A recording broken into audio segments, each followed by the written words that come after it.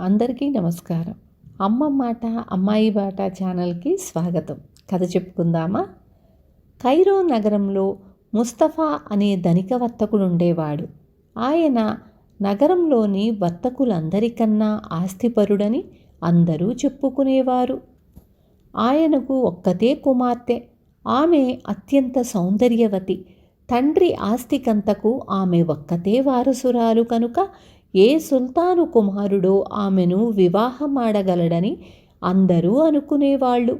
ఆమె తల్లిదండ్రులకు ఆమెకు కూడా ఏదో ఒకనాడు తప్పకుండా అలా జరిగి తీరుతుందని గట్టి నమ్మకం ఉండేది.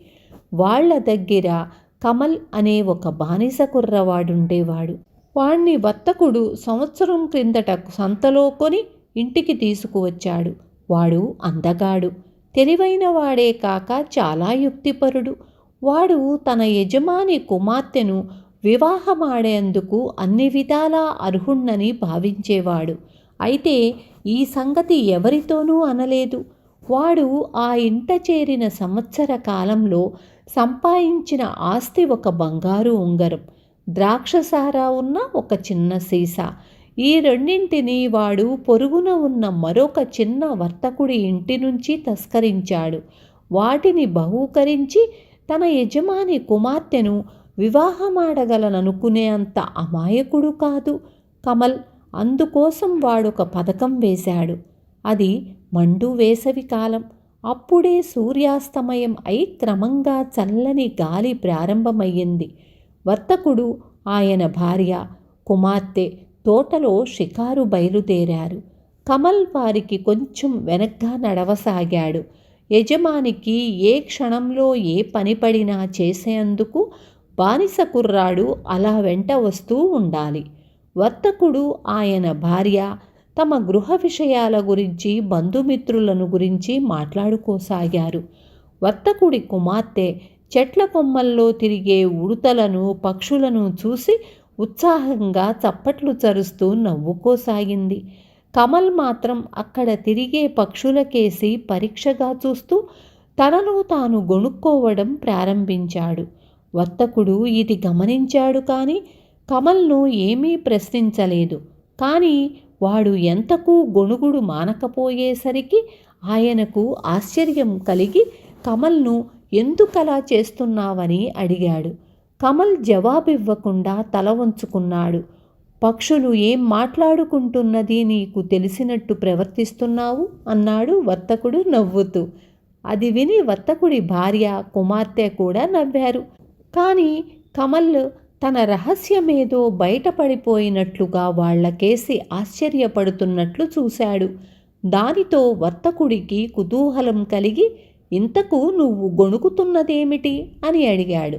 యజమాని, మీరన్నట్లు నాకు పక్షి భాష తెలుసు అన్నాడు కమల్. ఆ జవాబుకు నవ్వాలో లేక తన బానిసను గట్టిగా మందలించాలో వర్తకుడికి అర్థం కాలేదు. అంతలో వాళ్లకు సమీపాన ఉన్న ఒక చెట్టు కొమ్మ మీద నుంచి ఒక కాకి పెద్దగా అరవటం వినిపించింది. ఆ కాకి చెప్పేదేమిటి అని వర్తకుడు కమల్ని అడిగాడు. ద్రాక్షసారా ఉన్న ఒక చిన్న సీసా ఈ చెట్టు మొదట్లో పాతిపెట్టి ఉన్నదని కాకి చెబుతున్నది అన్నాడు కమల్ చెట్టు బోదెకేసి చెయ్యి చూపుతూ. నిజమా అంటూ వర్తకుడు తోట పనివాళ్లు వదిలిపోయిన గడ్డిపార ఒకటి తీసుకొని చెట్టు మొదట్లో తవ్వసాగాడు. అక్కడ సీసా ఉంటుందన్న నమ్మకం ఆయనకేమాత్రమూ లేదు. తన బానిస బడాయిలు పలకకుండా గట్టిగా బుద్ధి చెప్పాలనుకున్నాడు.